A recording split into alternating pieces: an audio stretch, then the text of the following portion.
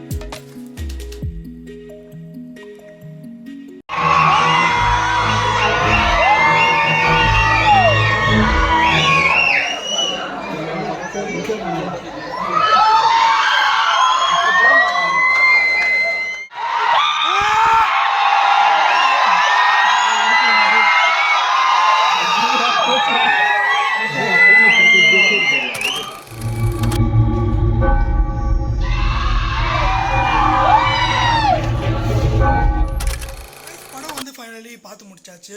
ஒரு வேற லெவல் எக்ஸ்பீரியன்ஸுங்க. ஒரு ரீரிலீஸ் ஆன படத்தை நான் 2வது தடவை போய் பார்க்குறேன். அதை எப்படி சொல்கிறதுனா, ஃபர்ஸ்ட் டைம் 3 படம் ரிலீஸ் ஆகும்போது தேட்டரில் போய் அந்தளவுக்கு நான் பார்க்கல. பட் இந்த படத்தை சரி ஓகே நம்ம தேட்டரில் போய் பார்ப்போம், ஏன்னா ஒரு நல்ல படம். அது நம்ம தேட்டரில் போய் பார்க்கும்போது அது ஒரு பயங்கரமான எக்ஸ்பீரியன்ஸ். ஃபேன்ஸோடு உட்காரும்போது அது இன்னும் வேறு லெவல் ஒரு எக்ஸ்பீரியன்ஸ். அது சாங்ஸ் எல்லாமே, அந்த பாட்டு எல்லாமே வேறு லெவல் ஹிட்டு. கொலவெறி பாட்டெலாம் வேர்ல்டு வைட் ஹிட்டு. அதை நம்ம தேட்டரில் மறுபடியும் எக்ஸ்பீரியன்ஸ் பண்ணுன்றதே அது ஒரு பயங்கரமான ஒரு எக்ஸ்பீரியன்ஸு. மறக்காமல் நீங்கள் 3 படம் தேட்டரில் பார்க்கணுன்னு நினச்சிங்கன்னா போயிட்டு சீக்கிரமாக படத்தை பாருங்கள். ஒரு நல்ல படம், ஜாலியான ஒரு என்ஜாய்மெண்ட் தான். எப்பவுமே ரீரிலீஸ் படம்னாலே என்ஜாய்மெண்ட்காக தான் நம்ம போய் பார்ப்போம்.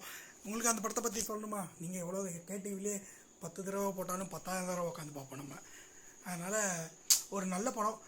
அது மட்டும் இல்லாமல் நான் படத்தை பற்றி சொல்லதை விட நான் போன எக்ஸ்பீரியன்ஸ் தான் சொல்லணும். ஒரு ஜாலியாக தனியாக போய் தான் பார்த்தேன். பட் ஆனால் அவ்வளோ கூட்டம் இருந்தது.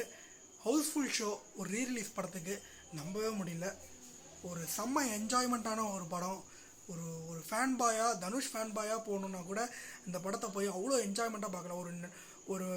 ஒரு நியூட்ரல் ஃபேன்ஸாக இருந்தீங்கன்னா கூட இந்த படத்தை என்ஜாய் பண்ணுவீங்க. ஒரு சூப்பர்பான ஒரு என்ஜாய்மெண்ட்டு. தயவு செஞ்சு சொல்கிறேன், ரீரிலீஸ் ஆகிருக்கு, இந்த வாரம் ஃபுல்லாக இருக்குது. மறக்காமல் போய்ட்டு தேட்டரில் பாருங்கள்.